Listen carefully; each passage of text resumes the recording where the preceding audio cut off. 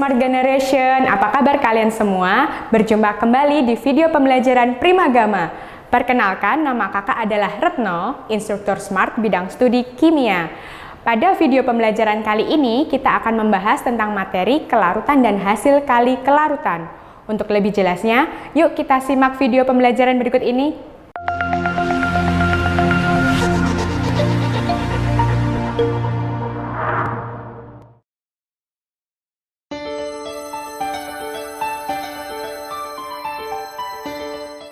Sebelum kita masuk ke materi kelarutan dan hasil kali kelarutan, sebelumnya kakak akan bertanya terlebih dahulu. Pernahkah kalian menambahkan 1 sendok gula ke dalam air? Kira-kira apakah yang terjadi? Pasti akan larut bukan? Tapi bagaimana jika kalian kan menambah 1 sendok gula lagi ke dalam air tersebut? Ataupun kalian tambah lagi-lagi dan sampai akhirnya gula tersebut tidak dapat larut. Kira-kira kenapa ya gula itu akhirnya tidak larut ke dalam air? Nah, di sini ternyata ada penjelasannya. Ternyata ada macam-macam larutan. Yang pertama adalah larutan yang tidak jenuh, yaitu artinya larutan yang masih melarutkan zat terlarut. Kemudian larutan tepat jenuh, yaitu larutan yang tidak dapat lagi melarutkan zat terlarut. Sedangkan yang terakhir adalah larutan lewat jenuh, yaitu larutan yang tidak dapat lagi melarutkan zat terlarut dan terdapat endapan. Oleh karena itu, gula yang tadinya awalnya larut, kemudian jika ditambahkan semakin banyak ke dalam air, lama-kelamaan dia akan mengalami jenuh, kemudian mengalami endapan atau mengendap. Pada materi kelarutan dan hasil kali kelarutan, kita akan lebih membahas tentang kelarutan, tetapan hasil kali kelarutan, serta hubungan antara kelarutan dan tetapan hasil kali kelarutan. Kelarutan itu sendiri artinya adalah jumlah maksimum zat yang larut dalam sejumlah tertentu pelarut atau larutan pada suhu tertentu. Kelarutan atau solubility yang dilambangkan dengan S dapat kita hitung dengan cara mol dibagi volume, dengan catatan volumenya adalah dalam liter. Berikut akan saya berikan contoh soal, yaitu apabila 3,32 mg Ag2CrO4 dilarutkan ke dalam 200 ml air, maka kita bisa menentukan kelarutannya. Apabila diketahui ARO adalah 16, CR52, sedangkan ARAG 108. Untuk lebih jelasnya, mari kita bahas soal berikut. Dari soal, kita tadi mengetahui bahwa massa dari Ag2CrO4 adalah 3,32 mg.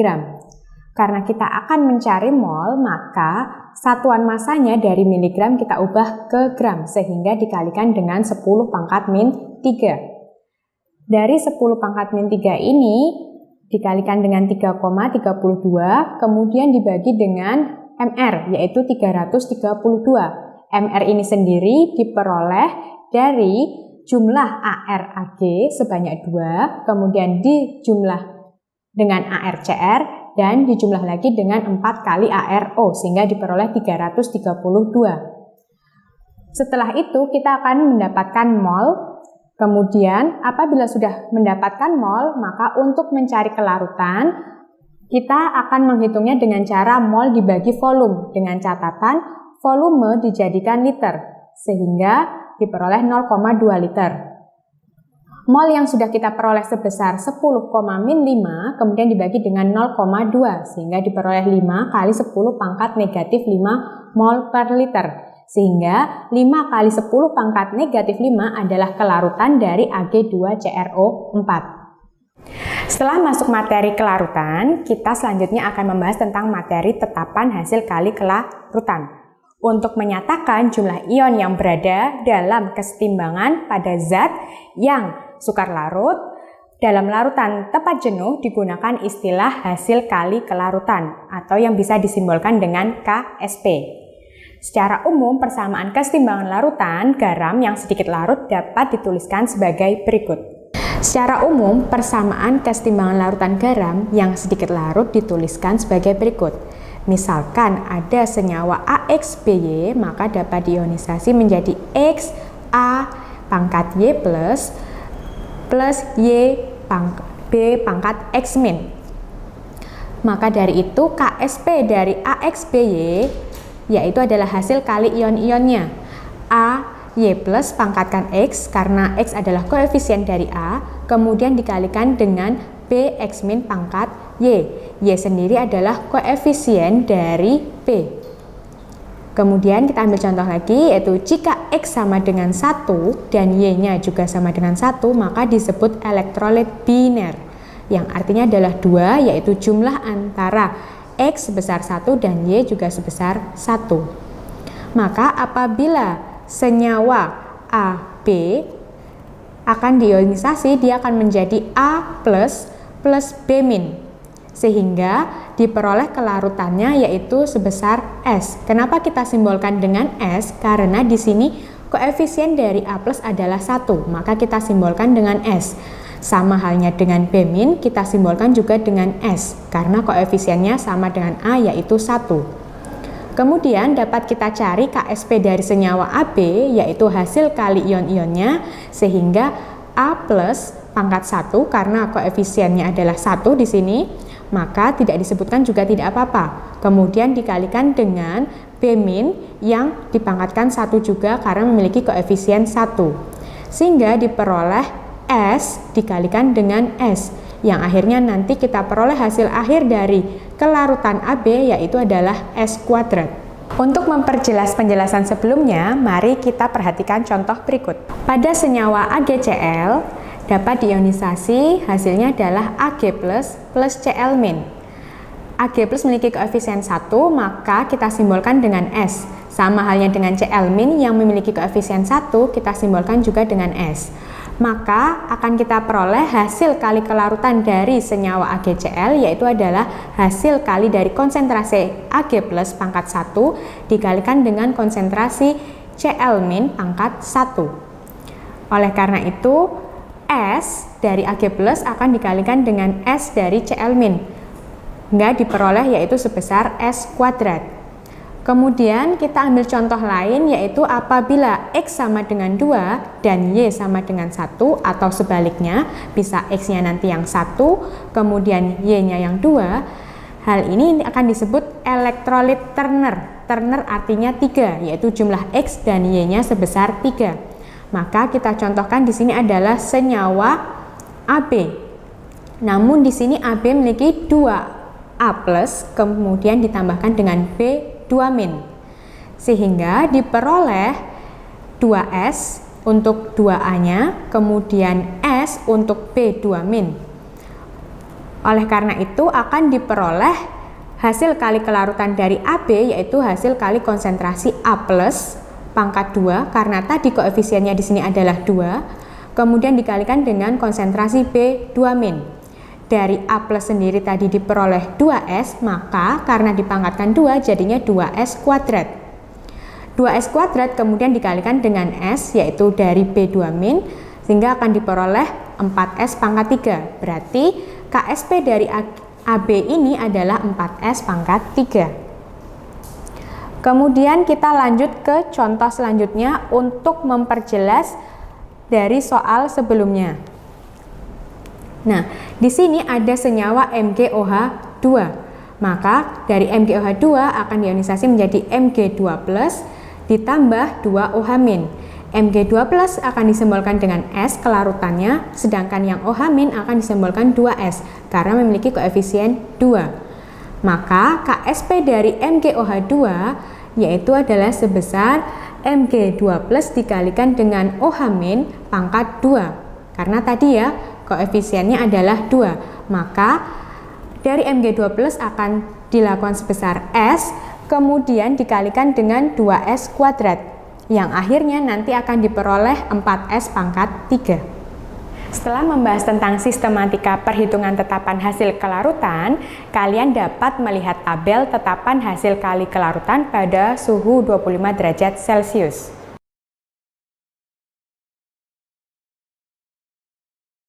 Selanjutnya kita akan membahas tentang hubungan kelarutan dan tetapan hasil kelarutan. Kelarutan digunakan untuk menyatakan jumlah maksimum zat yang dapat larut dalam larutan jenuh. Karena kelarutan dan hasil kali kelarutan dihitung pada larutan jenuh yang sama, maka antara kelarutan yaitu S dan hasil kali kelarutan yaitu KSP terdapat hubungan yang erat. Misal KSP dari AgCl yaitu sebesar 1,8 dikali 10 pangkat negatif 10. Maka besar kelarutan atau S dari AgCl adalah, nah sebelumnya kita ionisasi dulu AgCl-nya yaitu menjadi Ag+ dan Cl-. Karena Ag+ memiliki koefisien 1, maka bisa disimbolkan dengan S. Sama halnya dengan Cl-, maka juga disimbolkan dengan S. KSP dari AgCl sendiri adalah konsentrasi Ag+ dikalikan dengan konsentrasi Cl-. Karena disimbolkan dengan S, maka S dari Ag+ kemudian akan dikalikan dengan S dari Cl-, yaitu menjadi S kuadrat.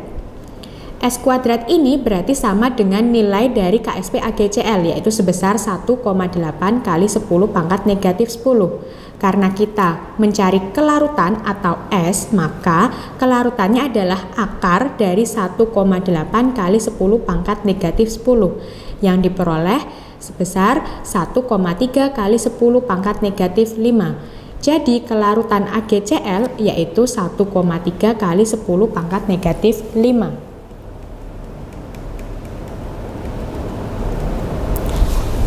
Untuk memperjelasnya, untuk elektrolit yang biner, maka N yaitu sama dengan 2, N sama dengan 4 atau N sama dengan 27 akan berlaku rumus sebagai berikut. Apabila KSP sama dengan S kuadrat, maka S-nya atau kelarutannya yaitu adalah akar dari KSP. Sedangkan jika KSP-nya sama dengan 4S pangkat 3, maka kelarutannya adalah akar 3 dari KSP dibagi 4. Sedangkan untuk KSP yaitu 27S pangkat 4, maka kelarutannya adalah akar 4 dari KSP dibagi 27. Sedangkan untuk KSP 108S pangkat 5, maka kelarutannya adalah akar 5 dari KSP dibagi 108. Untuk lebih jelasnya, maka perhatikan contoh soal berikut.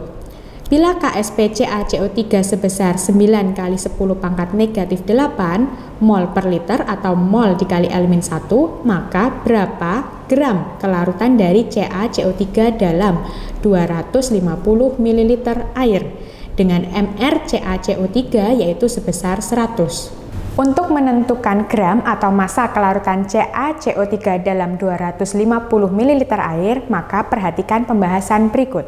CaCO3 jika diionisasi dia akan menjadi Ca2+ dan CO3 2-. Maka KSP-nya yaitu adalah S dikalikan dengan S, yaitu nanti akan diperoleh S kuadrat.